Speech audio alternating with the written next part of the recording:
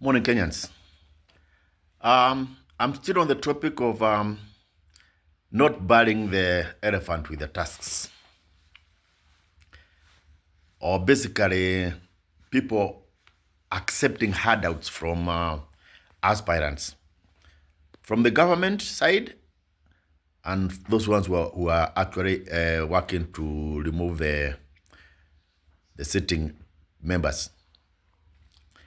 Yesterday I said it is not tomorrow, but I want to bring out another aspect of it. It's very dangerous to you as a voter. One, let's look at it from the side of when we decide to eat from the government, because after all, it is our money. What happens is that the money that the government will be for those government-sponsored candidates will be forced to bring to you will be money that was meant to go to hospitals, school capitation, other essential services, which now will not be done the way they're supposed to be done because somebody somewhere down there at the constituency level wants to be given handouts.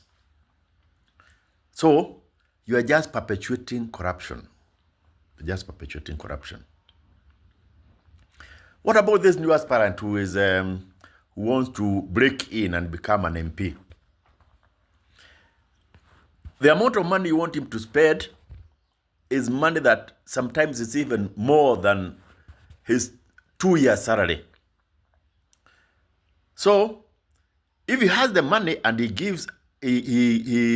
spends all that money, the first thing that he does when he goes in, if he goes in, you'll be to find ways of actually recouping his losses.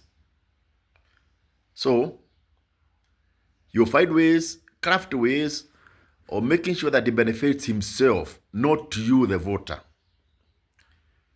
And it's actually not his fault. You spent his money unfairly. So he has to recoup his losses. His salary is not enough. So he'll find craft ways to make sure that he gets back his money. And the loser is you, the voter. Could be a governor. And you spent a lot of his money. He probably didn't have the money. So where did he go? He went to friends. He went to groups. These groups will need their money back. So he'll give those friends of his contracts. And of course, since he owes them, the contracts will not be fully supervised. The eventual loser is you, the voter. What about the parliament? Probably somebody was sponsored by an organization. This person will be brought a registration that favors that particular organization that funded him. You push it through. You can imagine somebody being funded by the LGBT. You become their slave in parliament. You can imagine somebody who has been funded by a foreign country. You become their slave in parliament. So those MPs, those MCAs, those governors, those senators, if we make them spend money that they don't have, they'll become slaves of the people who funded them. They will not be working for us. And so we'll continue complaining. So it may look the hard way, but if you really want to solve the corruption problem in this country, you have to stop eating politicians' money. If you want politicians to work for you, if you want to be able to question them, and they listen to you, you've got to make sure that you don't eat their money unnecessarily. Of course, if you're working for them, that's all right.